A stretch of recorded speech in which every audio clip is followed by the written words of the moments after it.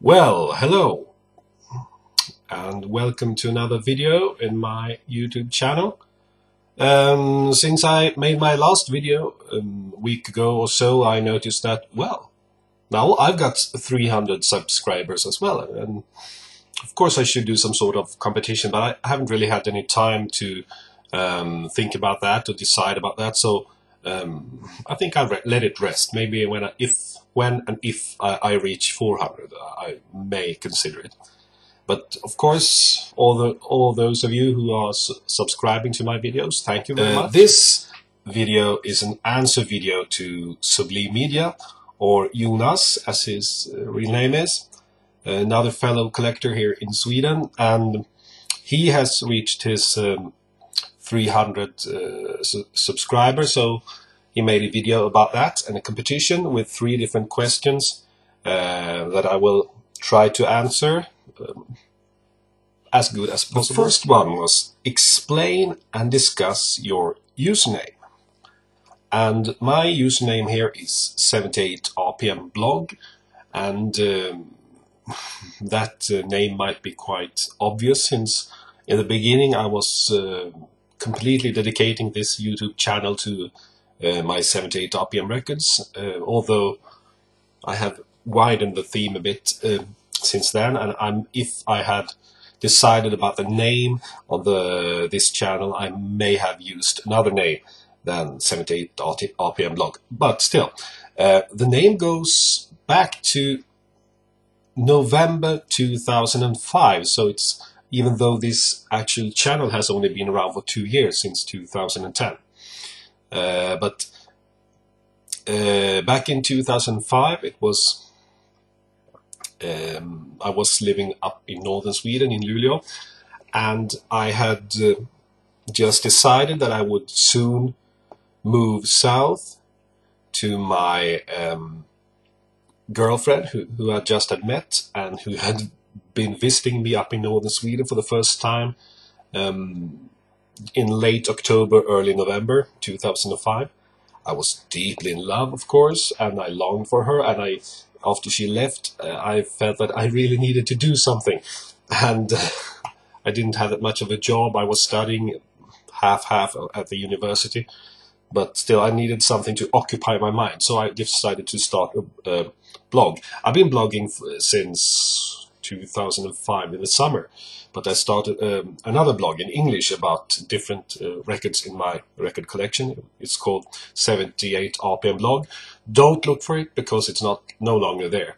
And one reason why it's no longer there is because, well, first of all, the website where I uploaded the 78rpm MP3s, I kept losing the MP3s all the time, so it was very annoying that I had to upload them all and then change the links in the blog, and all change the, well, I think I had about 30-40 posts in that blog.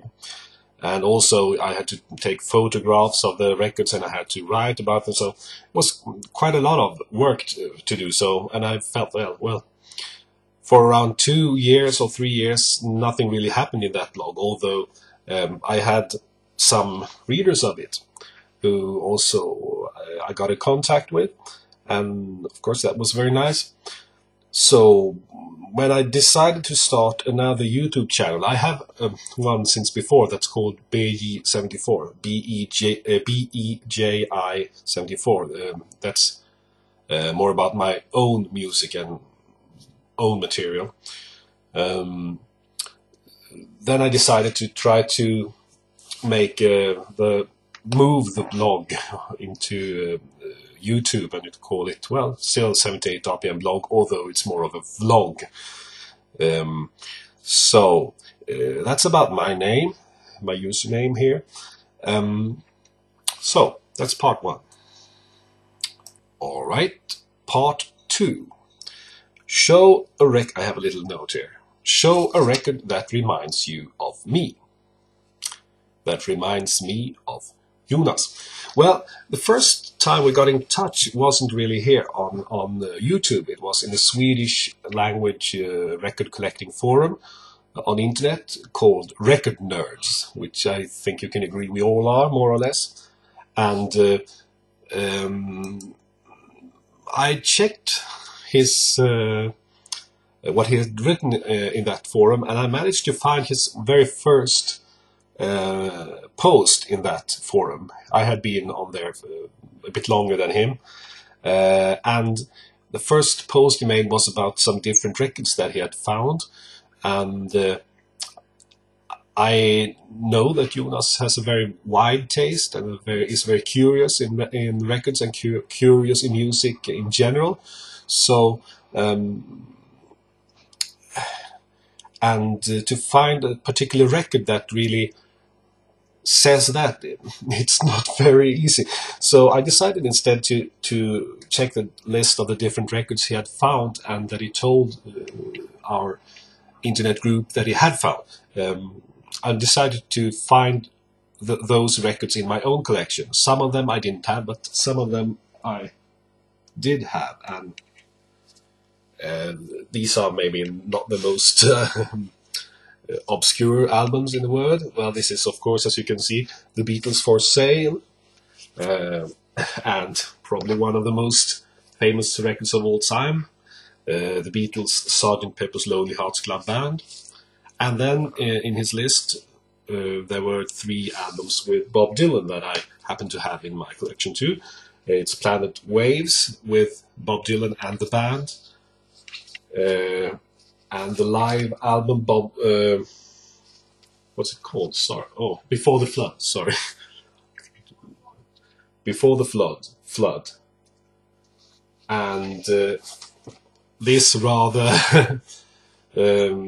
This is not one of my favorite albums, Infidels, from Bob Dylan's Christian 80s periods. But still, he bought it, and he told us all in the forum about these records and some others that I didn't have in my collection. I think it was a Clash album too.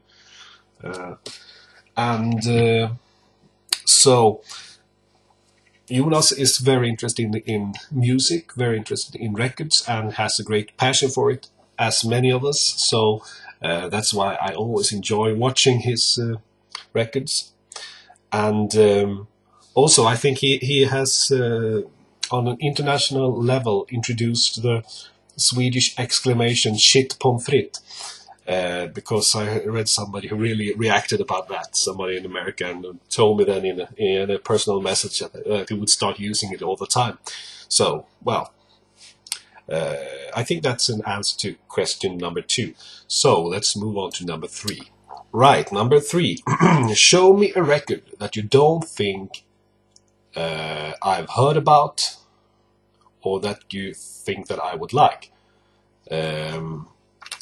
This is always a problem when it comes to people who know about music and who know about records. That I've seen so many records that Jonas have shown, although I may not even have seen all his videos, and I know he has a deep, profound knowledge about pop music, jazz music, and vinyl records in general. So this is quite difficult. So I couldn't pick one single album here, but I picked a little bunch of records of artists and groups that Jonas may be aware of, but if he isn't, then I can truly recommend them to him. And we'll start with some Brazilian jazz here. It's Baden Powell, a Brazilian guitar player who died too early after, problems with alcohol and other stuff. This is an LP called Tristeza on guitar.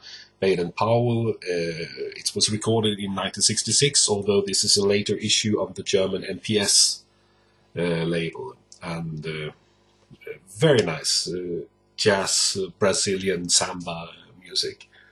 Superb guitar player, Baden Powell. And of course, when you think about Baden Powell, I think about the Scout movement, but he has nothing to do with this. Also, I kind of like this sleeve. It's a very beautiful painting here with this girl with a guitar body. Okay, then some European jazz, some European big band jazz, some Dutch big band jazz. I'm a great fan of Dutch music. I find lots of interesting music coming from the Netherlands. And this record is a record that I found maybe over 15 years ago, maybe between 15 and 20 years ago. It's about a group called the Varayas All-Stars, All-Stars, and it's a group of 8 obviously very good Dutch jazz musicians who mix their own compositions with more famous traditional jazz numbers like I'm in the Mood for Love. But my favorite is the opening number. First of all, it's a very pleasant and joyful and playful jazz number and jazz composition, but also because of the title. It's called, let's see if I can read it, Tup Beludele Dup de Dup. Tup Beludele Dup de Dup. And because, well, that's the main theme of the song. Tup Beludele Dup da da. You can't really think of a better name than Tup Beludele Dup de Dup. So this was released in 1982 on the Varayas label, the Varayas All-Stars. Then I think we could have a look at some folk pop music, and a singer that I found out about not that many years ago is Steve Ashley. First of all, I heard a song that he made, a ballad called Once in a While. So, my memory. That isn't included here. I haven't found that actual album where that is included yet. This is one of his earlier, if not his first, Stroll On. It's released on the Gull label, which was connected to the Motown label. It's a very, very nice sleeve and good folk pop singer-songwriter. Quite acoustic and very nice to listen to. Then these, I'm quite sure that you have heard about these two, Mimi and Richard Fariña. And if you haven't, they could have become as big as Bob Dylan and one of the great folk music duos in the 60s, unless the big tragedy happened that Richard Fariña died in a motorcycle accident shortly before this record was well issued, I guess. Shortly before this record was issued, released. Mimi Fariña, I think she's the sister of Joan Baez. I may not, maybe wrong there. I seem to recall that. She is not with us anymore either, but she died in the 90s, I think. Mimi played the guitar and Richard played the hammered dulcimer. And of course they're singing, and also we have session musicians on this album. These were original. They made 2 albums. This is the second one. They were originally released on Vanguard. This is an Austrian Amadeo release, so it might be a bit easier to find. But if nothing else, both their albums were released as a double album in, I think, 1970. And it's called The Best of Mimi and Richard Fariña on the Vanguard label. And of course it's the best. It's their 2 albums put into one. So I think it's a very nice record to have. And very nice folk music in the Bob Dylan style, but maybe, yeah, in the Bob Dylan style. Bob Dylan and Joan Baez, and with hammered dulcimer, which is a very interesting music instrument. Okay, the last one I'm going to show you is actually a Swedish album on the Caprice label. You may have heard of this band too, of course, I don't know, but I think if you haven't, I could really advise you to try to find it and have a listen at it, because it's quite exciting. It's a group called Sevda. Jazz i Sverige 72, Jazz in Sweden 72, Maffe Falai and Sevda. Maffe Falai was the leader of a group called Sevda that consisted of Turkish and Swedish jazz musicians. who play together. The Swedish jazz musicians you are quite familiar with. It's Bernt Rosengren, the saxophone player, and the other saxophone player Gunnar Bergsten, and the bass player Ove Gustafsson, who played together with Cornelis Vreeswijk in the early 80s. The other musicians are the multi-instrumentalist Mafi Falai, who also has arranged all the music here, Sali Baisal on violin, Okay Temis on drums and darbuka, and Akai Temis on darbuka. And this recording was actually made for the Swedish television. So they took the soundtrack of the Swedish television program and released it on this LP. And of course, since back in those days there weren't any such thing as stereo television in Sweden, this is a mono issue from 1972. And I listened to it earlier today. I haven't listened to it for a couple of years, but I really thought, well, this is exciting. A good mix between Swedish jazz and Turkish folk music, and yeah, all in all, very interesting music. So, this has been a long video, and I hope you've been able to sit through it all.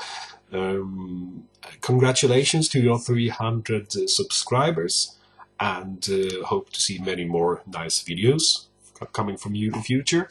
Of course, I could have done this in Swedish, all of it, but of course we have 300 subscribers who want to understand what we say, so that's why I did it in English. Okay, and to the rest of you, cheers. Hope you found this video somewhat interesting. Bye bye.